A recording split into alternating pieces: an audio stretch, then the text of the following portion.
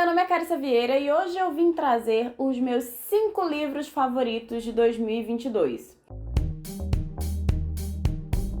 Não são todos os livros lançados em 2022, tá? São livros que eu li este ano e que, enfim, eles ficaram no meu coração e eu queria recomendar pra vocês, né?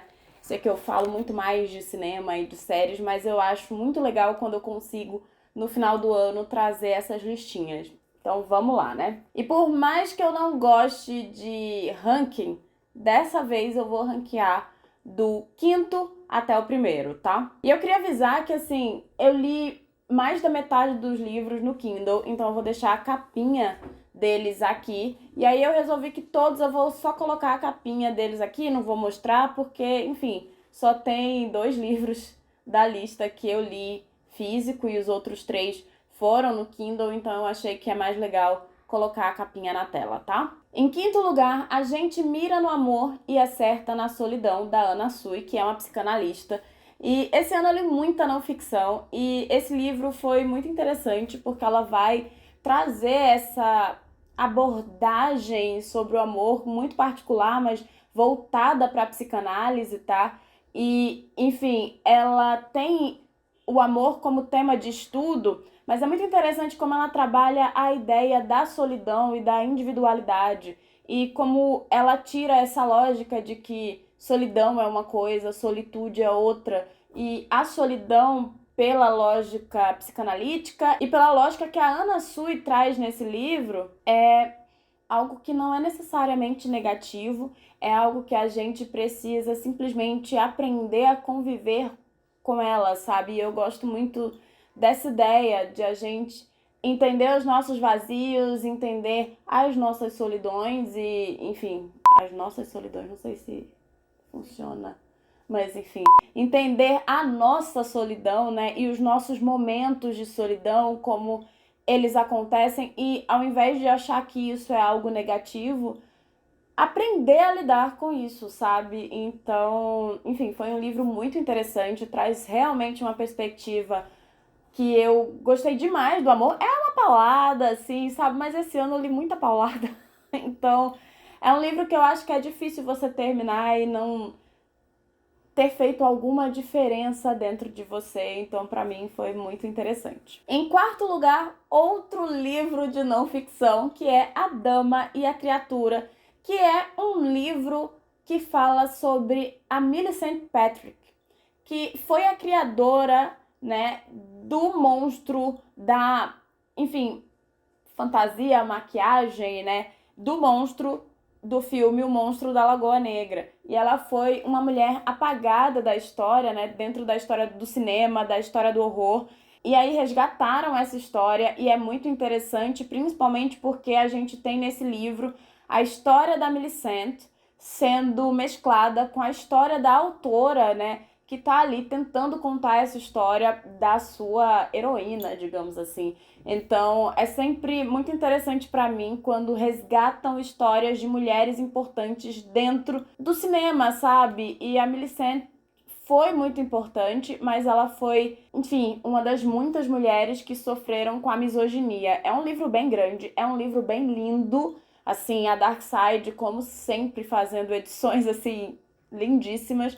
E fica a recomendação, inclusive, para você assistir o filme, né, O Monstro da Lagoa Negra, depois de ter lido o livro e fazer... Enfim, fica mais rico, sabe? Principalmente, assim, depois de você ter lido o livro e entender, sabe, o grande trabalho dessa mulher da maquiagem, dos efeitos visuais, sabe? Terceiro lugar na minha lista foi queridinha de muita gente e eu não vou colocar uma HQ apenas, eu vou colocar a série de HQs, a série Heartstopper. É simplesmente a coisa mais adorável que eu li este ano. Foi uma luz, assim, foi algo leve, sabe? Em meio às minhas leituras absurdamente pesadas, eu li muito livro pesado esse ano.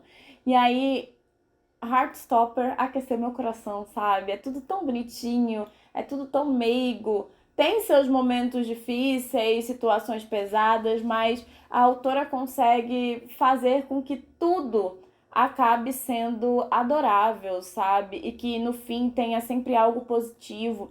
Além da ilustração ser linda, enfim, o trabalho gráfico é incrível.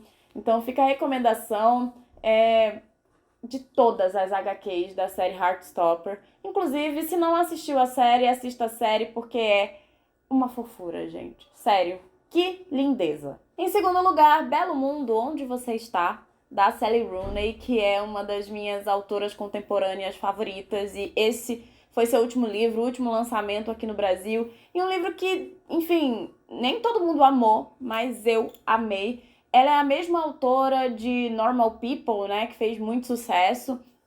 E eu já tinha lido tudo da Sally Rooney, inclusive o que ela escreveu para The New Yorker, enfim, contos, sabe, que ela publicou. Eu já tinha lido tudo quando eu peguei O Belo Mundo, Onde Você Está. Inclusive, um conto dela, ele tá no livro porque ela desenvolve a trama de uma personagem de um conto que ela publicou.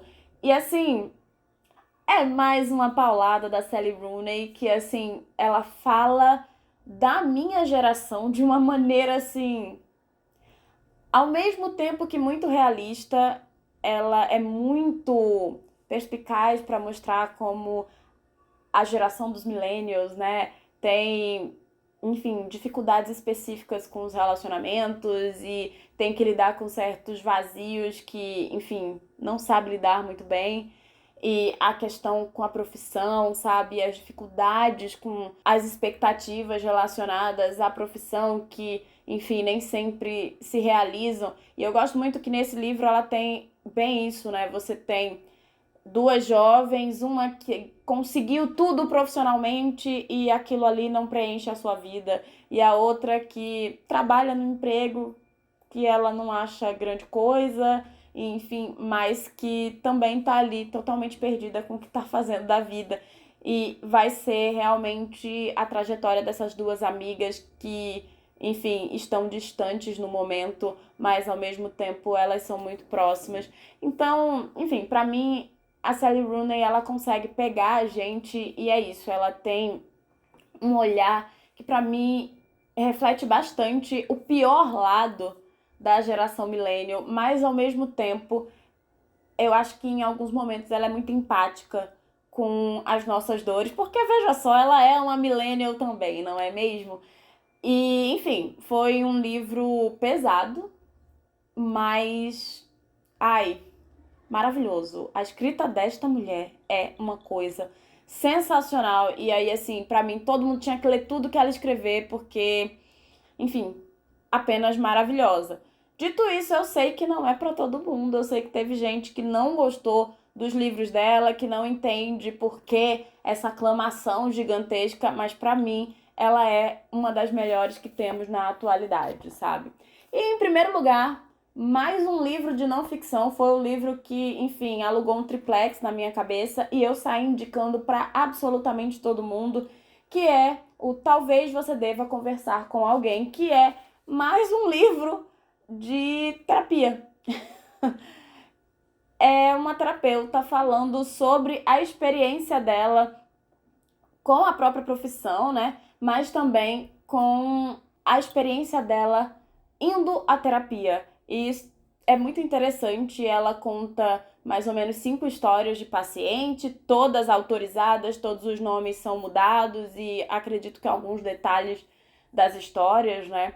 E é tudo muito difícil, inclusive, assim, tem algumas histórias que são muito difíceis de acompanhar, mas ao mesmo tempo tem humor, sabe? E pra mim foi muito difícil ler o livro e não me autoanalisar, sabe? Analisar as minhas escolhas, o meu comportamento como paciente da terapia, mas também o meu comportamento como ser humano e, enfim, como eu lido com as minhas dificuldades e, enfim, foi um livro que mexeu muito comigo. Eu levei pra terapia, veja só.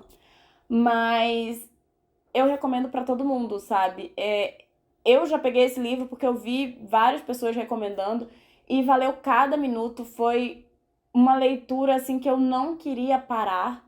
ao mesmo tempo que em alguns momentos eu fiquei bastante triste, né? Porque tem algumas situações muito difíceis, mas é isso, também tem momentos de leveza, de humor, é muito vida real. E é isso, assim, eu gostei demais, foi a leitura que mais mexeu comigo. E se você tiver a oportunidade, leia. Pra mim é uma leitura super fluida, sabe? Apesar de ser não ficção, eu sei que muita gente não se interessa por não ficção e é curioso porque é uma coisa que quanto mais os anos passam, mais eu me interesso. Eu sou uma grande fã, né, de literatura, eu gosto de livros de prosa, de ficção, mas eu tenho gostado mais e mais de não ficção. É um negócio que tem crescido dentro de mim. E eu acho que se você não está acostumado com não ficção, vale a pena dar uma chance para ou talvez você deva conversar com alguém. Então, é isso. Me conta nos comentários quais foram as suas melhores leituras de 2022. Não esquece de conhecer o meu Apoia-se. E é isso. Tchau!